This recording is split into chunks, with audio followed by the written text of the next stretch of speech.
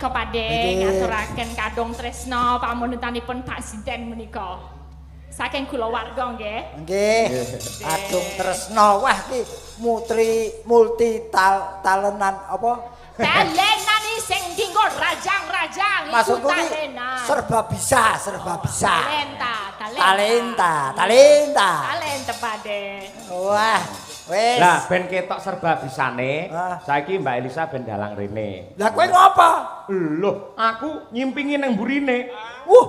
Golek dhek lali sing ngelekne sapa lek ora aku. Aku mbok iso ya lungguh ning burine.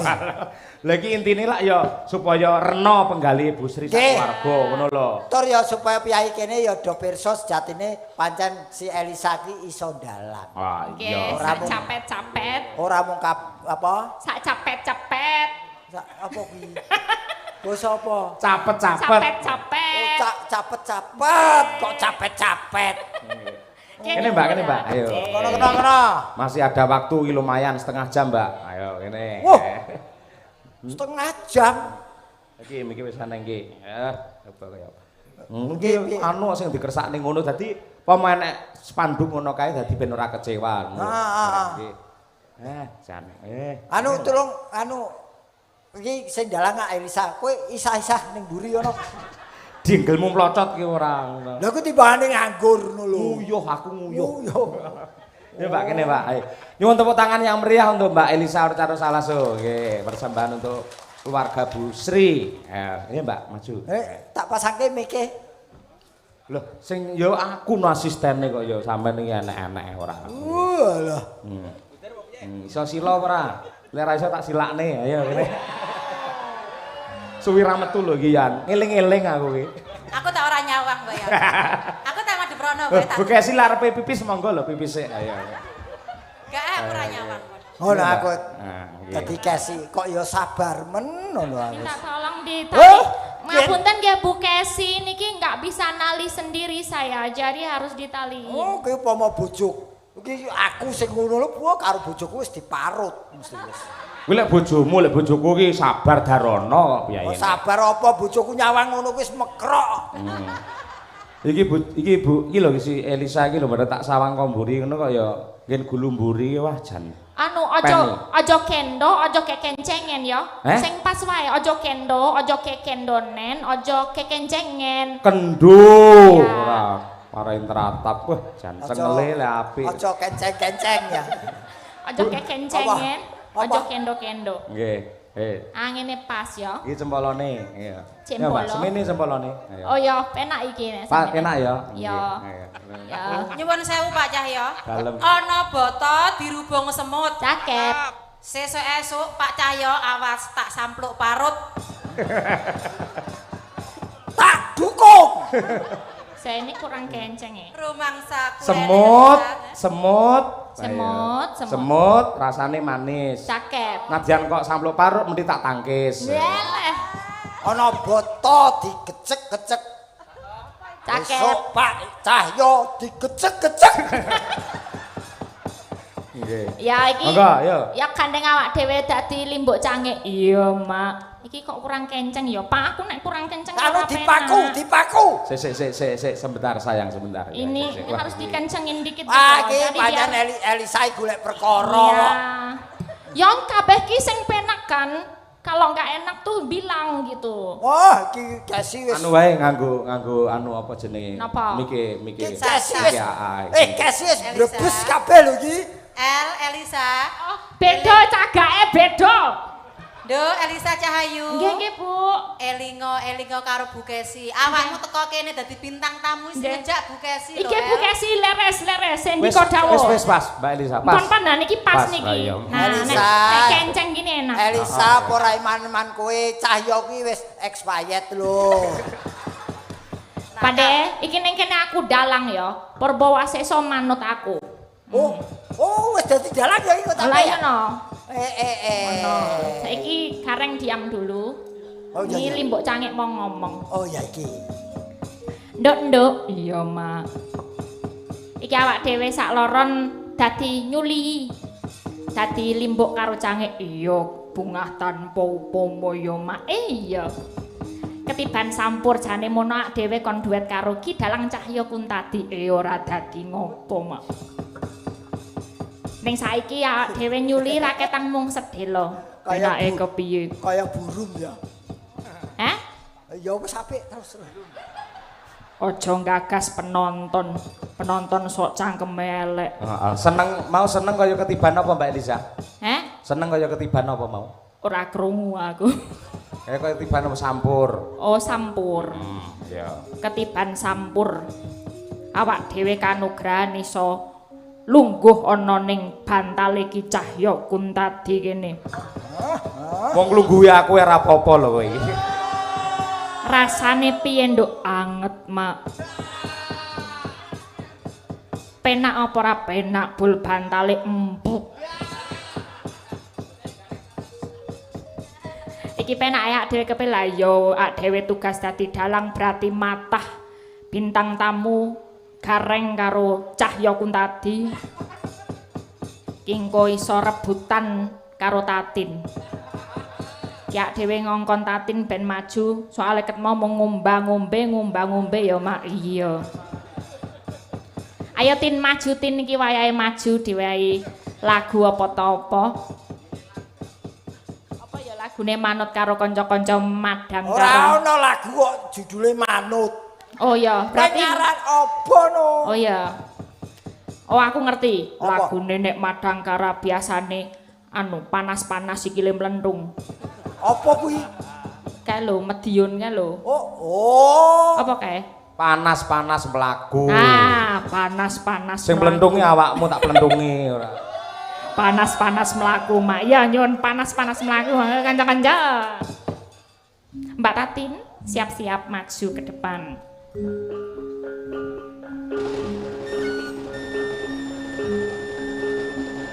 Sepur Argo Bromo segera diberangkatkan.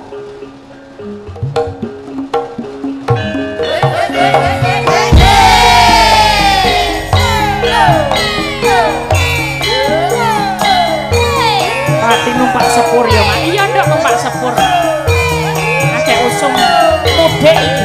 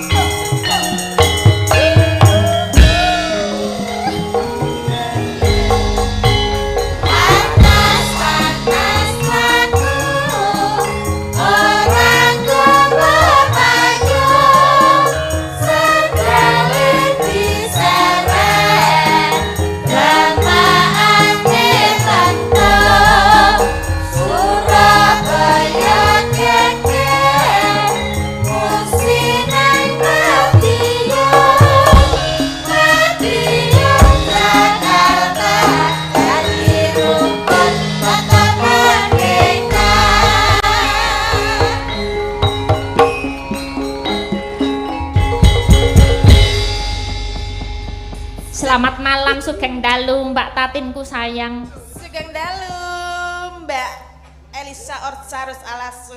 Mak cangik ngono Mbak Limbo, wae. Mbak Limbo Mbak Cangik. Gimana kabarnya Wilujeng? Alhamdulillah sehat. Sehat. Waras toh? Ya waras, masa ya ora waras. Oh iya. Rene mau numpak apa? numpak kendaraan. Numpak apa kendaraan? Mangkat jam piro? Mangkat jam 7. Oh, nah. Ngono kuwi. Apa? Nah. Pak De iki ngertos mboten kula wau ngomong napa kalian Mbak Tatin? Kowe ditakoni budalmu karo sapa? Duh. Oh niki mau. Budalmu rene karo sapa? Oh, aku karo bojoku. Bojomu nah. Bojomu nah. Bojoku Lho ta, beda Pak De, cobi Pak De nek jenengan sik tanyain. Bojomu isih enak. Kuwi lho, ngono kok ya ora krungu ta? Lah, kula kurungane ming bojomu. Lah iya, kuwi bojomu ki sik tegese sik berjalan normal ngono lho. Maksudnya niku ta? Heeh. Ya jek normal Mbak dalam. Oh iya kalimu. syukur. Iki- Jare mobilmu Heh? Jare mobilmu Apa Pak De? Jare mobilmu Mobilmu wis lunas. Oh. Oh saiki bahasa Pak De yo ngerti ta? Dadi mobilmu ku tau kecemplung banyu, kenal potnya kena banyu. Ya lunas. Oh iya Ampun, alhamdulillah menika. Syukur. Berarti kowe mau karo bojomu numpak mobil Eh? Berarti kowe mau karo bojomu numpak mobil njuk Aku ora Pak De bojoku. terjemahke Pak De. Napa Pak De? Kowe ning jero mobil karo bojomu ki ngono. Ngono piye? Numpak ngono lho. Ya iya numpak wong sing nyeper bojoku lho. Lah iya, kowe karo bojomu numpak mobil. Lah kok ngono-ngono tangane maksudnya piye? Lho apa ngegas ki ora ngene. Lho nek nyeper kan ngene. Lho niki Ngegas, apa ngene iki ngene. membake sikile ngegas. Dadi ki karo bojomu ki ngono to. Nah, ngono lho, kok ngono ora paham lho. Aku mau ora ngono-ngono, sing ngono-ngono ming bojoku. Ngono lho. Heeh. Lah Pak De mau ngono-ngono apa ora? Ora aku padha lanange ki. Sak rombongan lanang kabeh. Maksudnya Pak De jek iso ngono-ngono apa ora? Ngono lho. Oh, ya aku ora ngono mergo sing ngono sopir. Oh, berarti Pak De wis ra iso. Ya kari delok mungsuhe sapa. Mungsuhe anyar ya tak ngonoke. Pak De sing ngarahke kaya kopilot maksudnya. Kae sing marane bingung kae lho. Lah ya ngene Aku ki mau ngetes lho Pak De. Apa lara mata Mau kok mbok tes? ngetes. Ngetes, Maksudnya tuh kepekaan ngono lho. Neng kene ki kan keluarga, kabeh ki keluarga. Wes. Nek pancen keluarga sedulur ki ora sah dadak krungu komplit ki ngerti dong Wes, peka ngono lho. Aku ora melu-melu iki. Lah, Iki iki iki perange pia karo geplak ya iki. Lah Kok piye karo keplak? Weton Yogya kabeh iki. Lah ya Mbak Elisa, kita kan Iya. sama-sama dari Jogja ya. Iya. Kenapa bahasamu menjadi Loh, iki ngetes. Jare mono kowe mbiyen wis tau bodek. Kan tak tes meneh apa ya bodek tenan apa omong kurang peka ngono lho. Lah Pak Dewe langsung kedengeran langsung paham ngono. Kowe Kok Mbak Tatin ora ngomong ngerti. apa kok bodek ki apa? Bodek itu nggak bisa denger itu loh temennya. Oh sing obat kae obat flu kae Bu. Kayak bodrek. Bodrek itu. Lha iki Bodek. Dia nek muni budek ki ra iso. Artinya bodek. Bodek. ngono lho. oh Nggak bisa denger. Oh, Rodo bo- sudorungon. Oh bodek. Bodek. Bodek. Budek. Heeh. Nek kita budek, nek Heeh. dia bodek. Oh ngono, ya wis dimaklumi sing penting ae dhewe ngerti tegese. Aku tetep ora ngerti tegese. Lah, aku Nek ki- jan lho panjenengan kok iso ngerti? Ayo, iki bahasa ngendi jan? Aku ya mau ngarang wae kok. Tak kira iki ya ketemu. Ya ngono kuwi lho jenenge seniman iki wis sing penting peka ngerti karepe ngono ya Pak De. Oh ngono. Ngono wong bola bali wis barengan iku kudune sempak antarane aku kowe Eh, mudeng. Kok nganggo Waduh. Kok sih lho Pak De, iki mau muni piye? Aku karo kula Aku jenengan Elisa Rotatin. Elisa, kudu Heeh, sempak. kok kudu sempak Pak De. Sik kudu ngono kuwi Pak De karo Ki Cahya nek awak dhewe du kuwi. Lah apa? Pampers. Ora lho maksudnya Pikiranmu apa? Sempak itu apa? Sempak itu Sempak terdiri itu- dari dua suku kata, semangat dan kompak. Nah, antarane Pak De Gareng, Rocky Cahyo ceto sempak. Lah Elisa Rotatin ku ya kudu sempak ngono lho. Oh, Dadi kita semua harus semangat dan semangat kompak. Kok tak kira Nah. katok cilik ya lho. Eh? Tak kira katok cilik. Oto. Mbak Tatin iso apa ngucapake apa kanggo keluarga Pak Andreas Busri, Oke. keluarga Eyang Harjo Semito. Sik sadurunge ngucap ki anake sapa mbok kon mulih kuwi. Iki Wong iki nonton to. wayang kok sedan kotak iki. Iki engko arep tak sangoni 100 kok engko ngewangi aku. Ayo mbok kon melu rene wae kuwi mbangane nang kono. Ah, itu sekali tempo dadi bintang tamu lho. Heeh, engko bar iki, bar iki. Aja cerewet semene iki engko sing bayari aku kabeh ngawut ya ora. Alah kowe Suara. bengi iki kowe karo aku kuwi melu kes. Lalu Bu Kesi, betul. Oh, padha andane. Ayo, Ayo kowe Mbak matur. Tatin. Nggih. Kagem keluarga Bu Sri kalian Pak Andreas mugi tansah pinaringan sehat nggih, lancar rezekine, mugi tansah apa jenenge? Apa lah apa? Kok aku dadi ngeblengkos. Mugi tansah pinaringan lancar rezekine, Rezeki. terus tansah Rukun. guyub rukun, bahagia mulya mboten enten apa Alangan setunggal sawiji penapa ngenten nggih. Nggih. Aku nek kon ngomong karo kaya Elisa ora iso blek. Tur ya kowe iki ndongake wong iki ya percuma kowe ndongakno awakmu dhewe sik. Oh ya Mbah. Karena- Mbah. Babeh. Lah sama Aku meso aku lho Pak De, saya rada meso Aku lho. kepethuk tati tuwa men Mbah. lah ketok iki mbiyen ki kulite ki urung jengkerut-jengkerut ngene kok saiki wis Marep muni nek wis nglunthong ngono to. biyen ki jek alus ngono lho jalan Aku ki almarhum Pak Seno. weton kraton. Dadi ora jarik tok sing tak wiru, kulit ya tak wiru. Oh ngono. Dadi ben komplit dadi sak Komplit. awake kabeh wironan. Aku kepethuk tati dadi tambah umur aku. Lah jenengan sakniki yuswa pinten Jal? Ora usah takon kok ndak mbok nyang. Kok dinyang sak menehi pira? Ora ya, ora. Tidak ada rahasia buat saya. Saya tahun depan 60. 60. Wis tuwek ya. Mulane kok diuni mbah kok ora gelem. Lah aku urung duwe putu kok. Apa nek mbah iku kudu ndek putu? Meh duwe putu lho. Meh. Nek ciri khase wong diundang mbah ki yen wis duwe putu, sok yen putuku lahir undangan mbah. Oh, 60 tahun kok urung ndek putu ya. Loh, aku tertib kok. Tertib ta? Heeh. Oh, berarti iki belum mbah. Ya sepurane nggih. Sapa jenenge Om?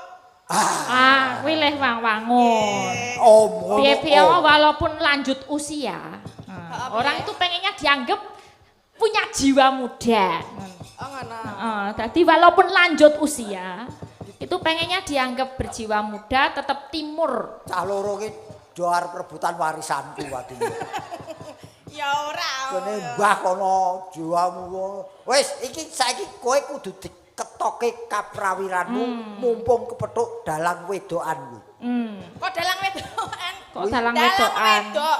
Iya dalang wedok ning ki cake kaya wong lanang dadi wedokan. Nah, Mergo dalang kok tetep sikape kudu kaya wong lanang. iya Wong bener. lanang. Nek dalang wedok iki malah penak apa luwih gampang apa luwih angel?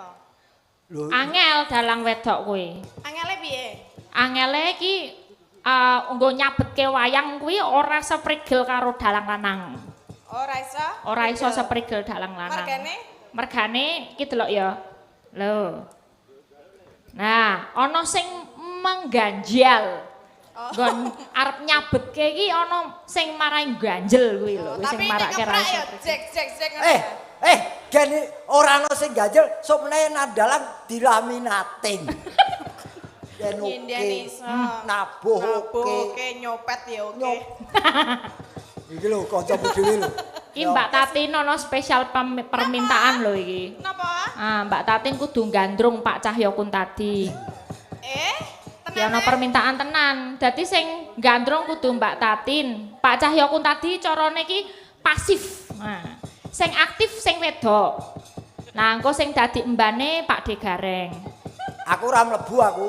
Lah piye? Ditonton wong akeh dadi ban.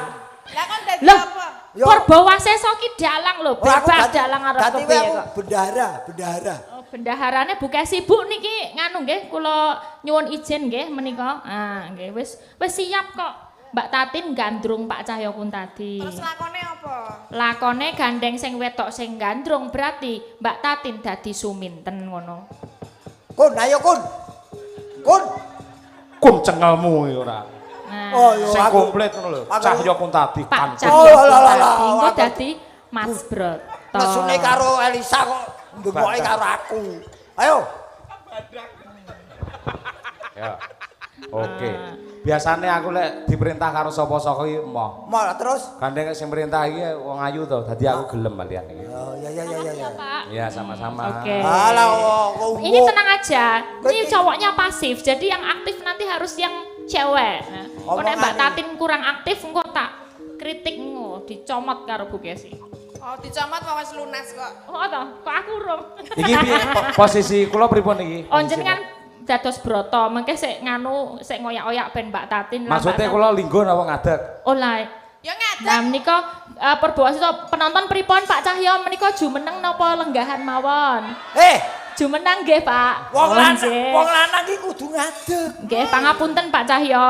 Siap, Menika nggih. panjenengan Masa sing wedok. nggih. Ayo. Ayo to. Yo, turuk. Kono. Jarwing jarwa.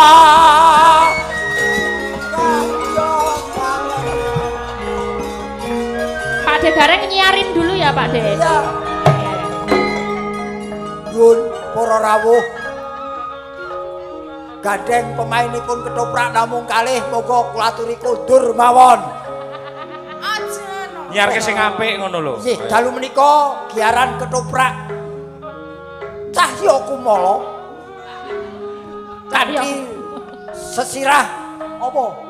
Kanthi ira-iraan. Airan. Nggih niku lakon apa? Suminten gandrung. Suminten gandrung. Suminten itu. Gandrung. Tok tok tok tok tok tok tok tok tok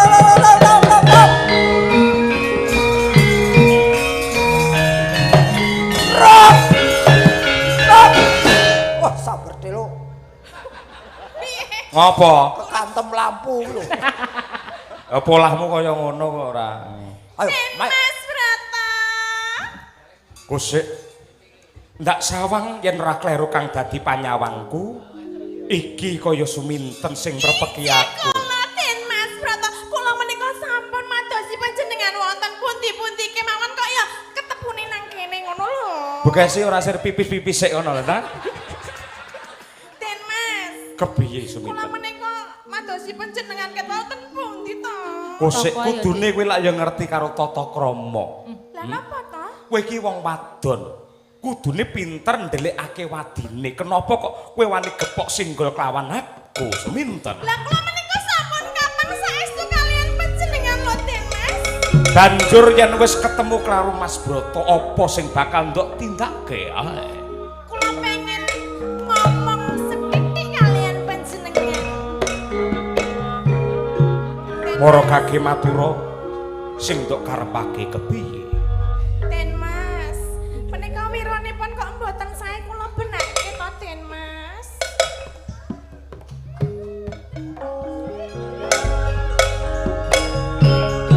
Sena.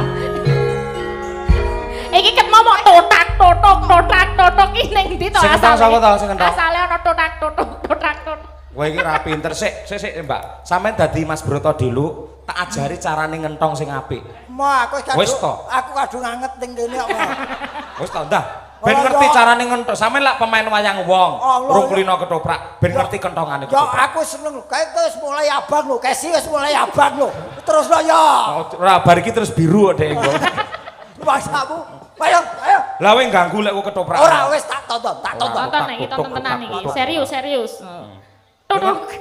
Kowe ngerti ora bedane maling karo ketoprak? Kesuwen ya kuwi ya. Den Mas, Piye suminten? panjenengan menika mboten mangertos glagatipun kula. Glagat sing kepiye sing ndok karepake? Nek jenenge wong tresna menika rak nggih kados ngenten iki napa kados panjenengan mboten kraos atinipun panjenengan menika napa mboten kraos to Den Mas? Sing kok demek kene sing obah kok liyane. Den Mas. Kusik ngene. Suminten.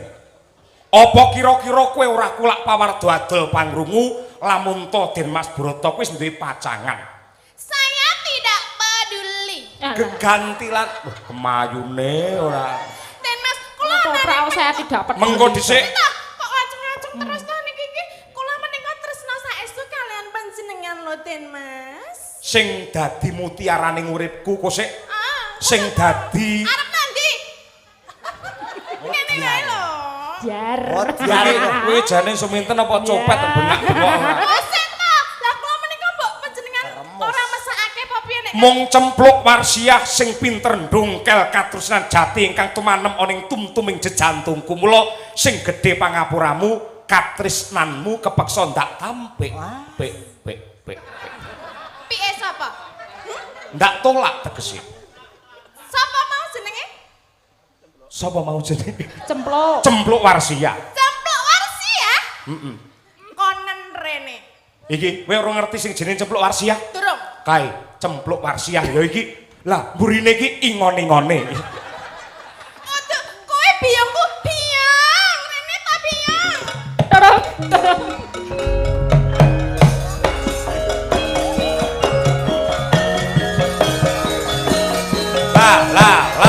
Ya.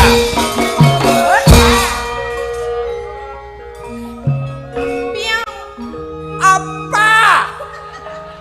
Biyong ngene iki lho, aku ki tresno karo Den Mas Broto ning kok Den Mas Broto kaya sia-sia karo aku, mbok aku njaluk tulung iki kok di apa ki jenenge dipernahke atine apa dipernahke ben Berat. seneng karo aku ngono lho. Aja kok nek kowe kok nolak, kowe kok engko ki aja nganti nek Broto kuwi nolak kok nek nolak aku sakit. Sakit kok nek aku sakit. Wis omong dhewe kono. Lagi. Wong berat. Kok brot? Berat to. Oh, brot. Kowe sapa? Destontenmu. Kok ana pawongan cat katon cat ora ki sapa? Nih, iki Demit. ketoprak rambut demit. Kok kowe tega? Ora nampa tresnane. Sapa jenengmu? Cumitan. Suminten. Apa kowe pancen tega? Mlotrak, Mbak. Ketok. Apa kowe ora eman nyawang ayune Suminten?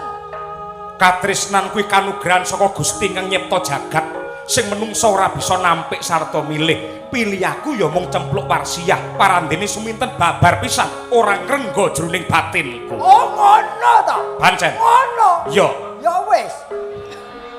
ora tanggung jawab. Lah wong Den bener. Mas, jenenge Tresna kuwi jalaran saka kulino lho. Tresna kuwi jalaran saka kulino. Bener. Nen kok kula nek apa jenengan dipun tolak, jenengan bakal kualat. Kok kualat? Biyong rene ta? Kok dadi kowe iki ora iso iki lho, iki kenapa kok dadi nganu terus iki lho. Lah yen kowe pancen tresna karo aku napa dadak lantaran biyong iki? Panjenengan ora manut karo aku. Mongko biyong iki lak ya ora tanggung jawab. Lah iki Biyong iki ora tanggung jawab. Kudune iki pinter nyimpen wadine wong wadon. Parandene kok kaya ngono. Biyong. Iki lakone pembantaian apa piye? Maksudnya bae ditembungke ben nganti dadi ngono lho. Broto. Piye?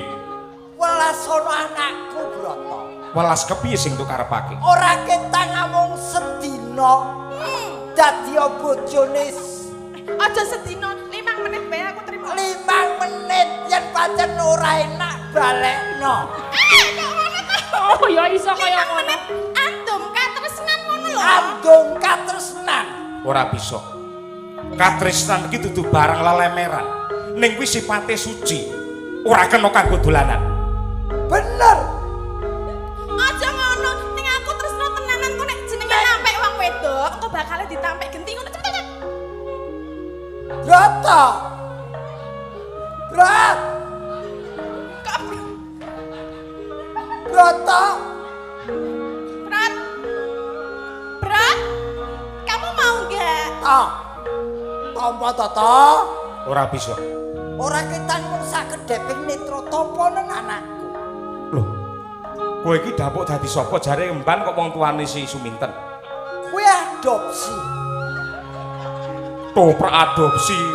Lah wong iki boke ngono lho. Aku iki boke Den Mas Suminten. Broto. Nek pancen kowe tresno karo jenenge sing Cempluk Warsia konen rene. Praktane Cempluk Warsia monggo Bu Kesi Rahayu tok tok tok tok tok tok. Monggo Bu Kesi.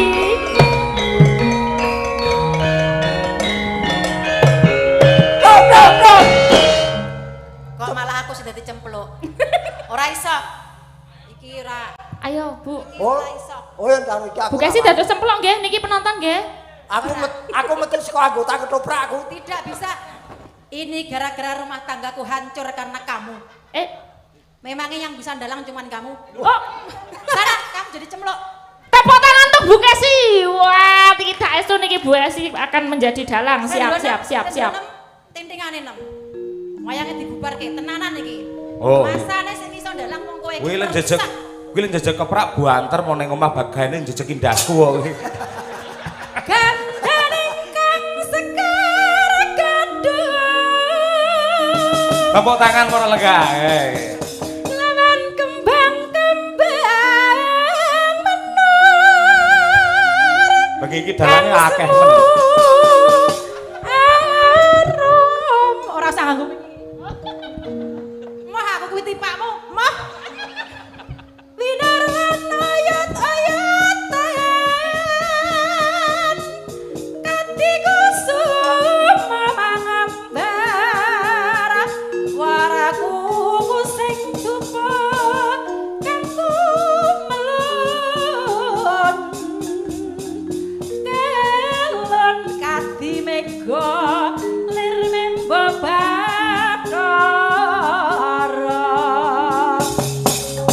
Piye coba? Wah, Masa luar si biasa. Sondalang kok Elisa tok? Sayangku, luar Masane biasa. kok bisa? Aku malah lagi ngerti sama ini sondalang apike kaya Iso mengkono. itu diterus kena serpak ayo. Nandani lawang to. Lihat langning kalanggian aglar panda moncar ayo. Sing marahi sapa iki? Sanjis, ayo sangan.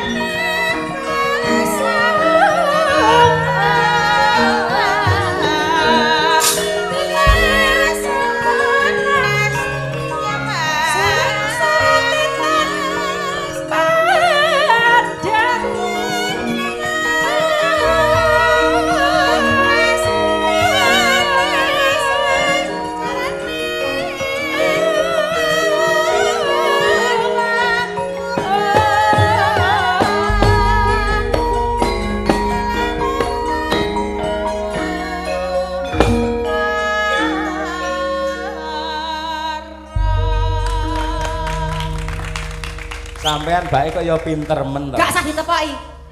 Ora usah ditepoki. Kok apik aku Atiku ora tau. sakit. Eh? Sakit Elisa mbok lem-lem mbok pangku. Pangku aku wis 2 minggu ra mbok kapak-kapake nang omah. Aku ra melu masane. Iki gara-gara gareng iki lho, gareng iki lho. Nek kene ketemu Elisa aku gak digawe. Apa kuwi? Apa kuwi?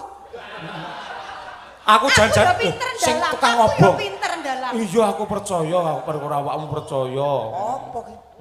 Aja meneh kok dalang ngremus bojoe iso. Ya wis tak ngapura. Ning aku sayang sik. Wah, Dicium. yen pancen kowe ora gelem, ngene tak wakili. Aja. Dicium. nang Tinimbang Elisa. timbang diwakili gareng tak cium ya ora apa-apa.